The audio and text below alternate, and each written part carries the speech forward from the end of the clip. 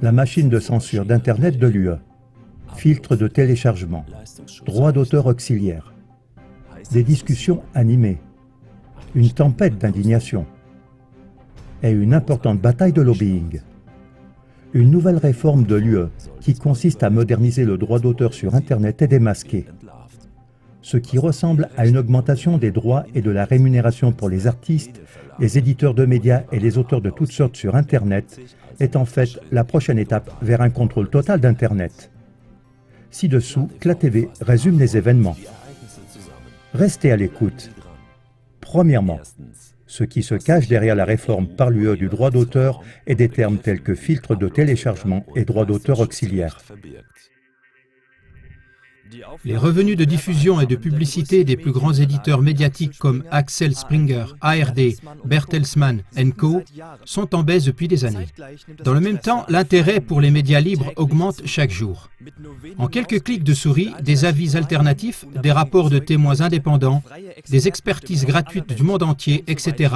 sont diffusés sur Internet et visités des millions de fois. Une véritable raison d'inquiéter les éditeurs médiatiques et les décideurs politiques de l'UE. C'est du moins ce qu'il semble. Peu de temps après la mise en œuvre de la réglementation de base de l'UE en matière de protection des données qui restreignait massivement la liberté des médias, l'UE était déjà en train d'élaborer la prochaine réforme de la politique des réseaux. Le nouveau projet de loi de l'UE est censé moderniser le droit d'auteur dans l'Union européenne.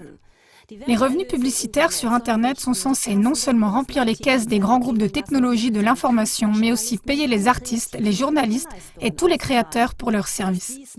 Les articles 11 et 13 de la réforme montrent entre autres que ce n'est qu'un prétexte pour des objectifs plus élevés. Article 11. Droit d'auteur auxiliaire. Quiconque partage du contenu journalistique a besoin d'une licence de l'éditeur. Celui qui ne l'a pas ne peut pas le partager légalement. C'est ce qu'on appelle aussi droit d'auteur auxiliaire ou taxe de lien.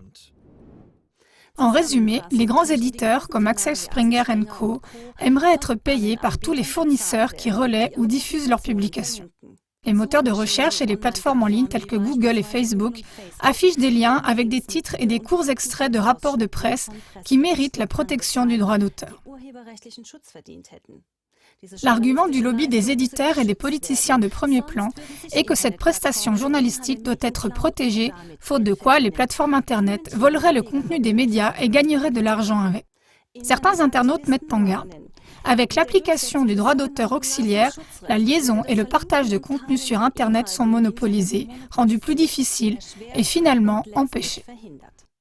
De plus, l'introduction d'une taxe de lien comporte la menace de devoir dire adieu à la liberté de l'information sur Internet. La loi auxiliaire sur le droit d'auteur est du pur lobbying et illustre le lien étroit entre les maisons d'édition allemandes et la politique de l'UE. Article 13.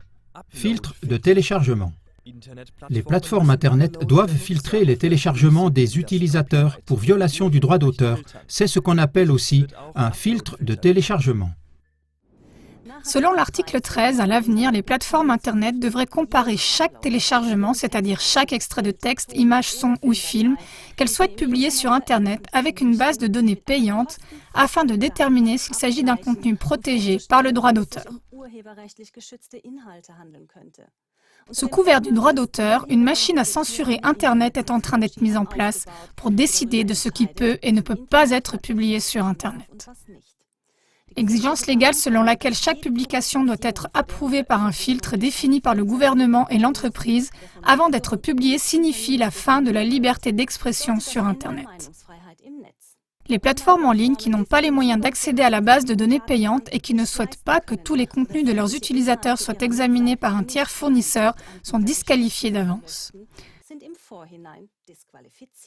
Un système Content ID, identification du contenu, comparable à YouTube, montre actuellement vers quoi mènent de tels filtres de téléchargement.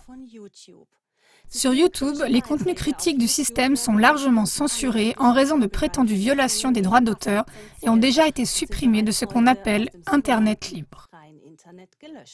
De plus, le taux d'erreur technique de ces algorithmes automatiques est élevé et le système peut facilement faire l'objet d'abus. Les utilisateurs dont le contenu a été par méchanceté ou erreur déclaré par un autre utilisateur comme étant protégé par le droit d'auteur devraient intenter une action en justice pour pouvoir utiliser à nouveau leur propre contenu. Deuxièmement, voici ce qui a été décidé jusqu'à présent au Parlement européen. Le 20 juin 2018, la commission juridique de l'UE a voté oui en faveur de la réforme du droit d'auteur et des filtres de téléchargement et droit d'auteur associés pour les éditeurs de presse. La réforme a été approuvée par un vote au Parlement européen. La décision de la Commission des affaires juridiques de l'UE a été suivie d'une vague d'indignation parmi les internautes et diverses organisations. Ils ont demandé que les députés européens soient contactés et que la réforme soit rejetée. Même les enfants des députés européens ont été interpellés. Une pétition en ligne contre cette machine de censure de l'UE a rapidement atteint plus de 700 000 signatures. Le 5 juillet 2018, la décision du Parlement de l'UE a provisoirement ralenti la réforme, mais ne l'a pas arrêtée. La majorité des députés ont estimé qu'il était nécessaire d'améliorer la réforme de l'UE en raison de la résistance massive de la population. Le 12 septembre 2018, les amendements individuels à la proposition seront mis aux voix. En dépit d'un succès partiel grâce à une large information publique, il reste à voir dans quelle mesure les améliorations individuelles peuvent arrêter la machine de censure de l'UE et la taxe de lien. L'homme politique de l'UE, Axel Voss, qui a joué un rôle majeur dans l'élaboration des propositions de réforme, accuse les opposants à la réforme du droit d'auteur de diffuser des fausses nouvelles et de passer sous silence la situation. Cette belle campagne de fausses nouvelles, qui à l'heure actuelle est menée par les grandes plateformes, avec ces mots-clés « machine de censure » ou « filtre de téléchargement » ou autre chose, ce que nous essayons maintenant de faire ici, c'est d'utiliser comme base le logiciel de reconnaissance des œuvres protégées par le droit d'auteur. Pour expliquer, le terme « logiciel de reconnaissance » est une description triviale des filtres de téléchargement, comme si une bombe nucléaire était appelée un réacteur à utilisation unique. Troisièmement, c'est ainsi que la censure sur Internet est mise en œuvre aujourd'hui. Une parabole bien connue dit « Si vous jetez une grenouille dans de l'eau trop chaude, elle saute immédiatement.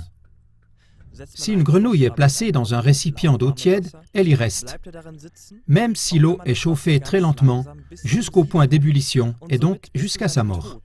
Les frais de licence Internet progressifs, les réglementations de protection des données, les filtres de téléchargement, les droits d'auteurs auxiliaires, etc., poussent lentement la chaleur dans la chaudière de l'UE vers le point d'ébullition pour chaque informateur indépendant. Enfin, un blocage évident des sites web critiques pour le système par les agences gouvernementales ne semble plus nécessaire. Parce qu'avec des conditions, des réglementations et des dépenses de plus en plus inacceptables sur Internet, des voies de dévoilement se taisent progressivement et apparemment d'elles-mêmes. Les cuisiniers de l'UE ont-ils chauffé la chaudière de l'UE trop rapidement avec l'introduction prévue d'un filtre de téléchargement et d'une taxe de connexion pendant la Coupe du Monde ? Il reste à observer quelles étapes intermédiaires sont prévues afin d'atteindre finalement le même objectif. Restez actifs. Les peuples s'éveillent et ne sont plus prêts à mettre en œuvre dans une confiance honnête les règles éditées par les politiciens qui donnent de manière insidieuse le coup mortel à la liberté d'information et d'expression. Conclusion. La solidarité évidente de la politique de l'UE et des entreprises médiatiques contre la liberté d'information sur Internet exige une solidarité indéniable de la population et des médias libres pour la liberté d'information. C'est pourquoi, gardez un œil sur ce que font vos politiciens et vos manias médiatiques. Nous le faisons aussi. CLA TV, votre numéro 1 du reportage non censuré. Libre et indépendant.